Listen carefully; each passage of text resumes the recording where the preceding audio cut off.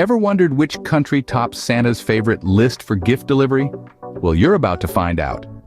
Now, Santa loves all countries, but there's something about Japan that tickles my tinsel. The tradition of Kentucky Fried Chicken on Christmas Eve? Absolutely bucket list worthy.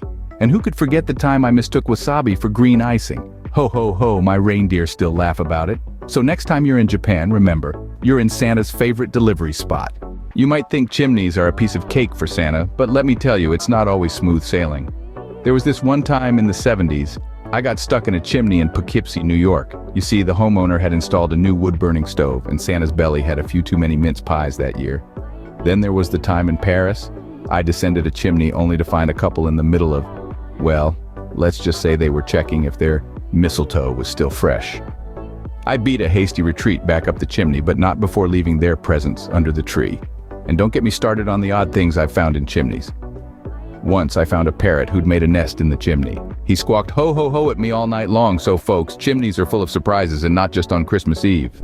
Cookies!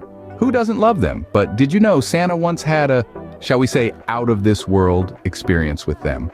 Now, I've been around the block a few times and I've sampled every cookie under the sun. From the classic chocolate chip to the exotic matcha shortbread, Santa's had them all.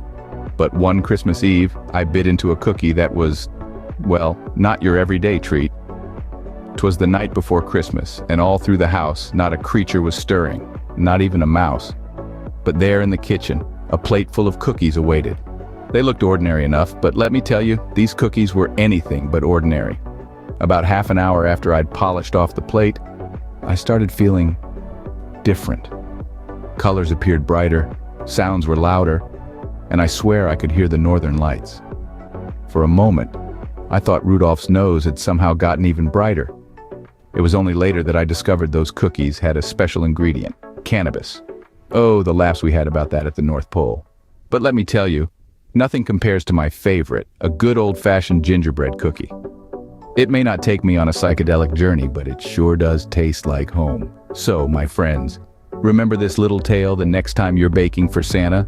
Remember, not all cookies are created equal, and some can indeed take you on a sleigh ride to the stars. Rudolph, with your nose so bright, have you been hogging the limelight too much? Let's delve into the reindeer tales that keep the North Pole buzzing.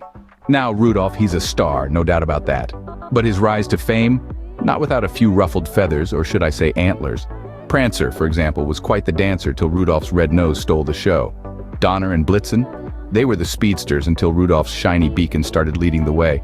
And let's not forget Comet, who's still trying to outshine the red glow.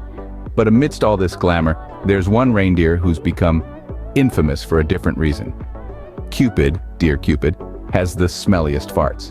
Yes, it's true. A single whiff of Cupid's love gas, and you'll be seeing stars, I assure you. So the next time you sing Rudolph the Red-Nosed Reindeer, remember there's a whole lot of drama behind those shiny antlers. Ever pondered what Santa's favorite Christmas song is, or what he thinks about Miley Cyrus? Well, buckle up because Santa's about to spill the beans. Jingle Bell Rock gets Santa's toes tapping every time. As for Miley Cyrus, Santa cheekily quips, "She sure knows how to swing a wrecking ball." Santa's sense of humor is as frosty as the North Pole. When it comes to his downtime, Santa reveals a surprising hobby. He's a master at knitting. From dainty doilies to woolly mittens, there's nothing his nimble fingers can't craft. As for the age-old question about time, Santa chuckles, "Time? In the North Pole, we run on Christmas magic, not clocks." Santa's favorite year? "Every year's magical when you're spreading joy," he exclaims with a hearty ho ho ho. Finally, Santa admits that he does have a cell phone, but the only app he uses is the naughty or nice detector. And that, my friends, is a sneak peek into the life of Santa when he's not sliding down your chimneys.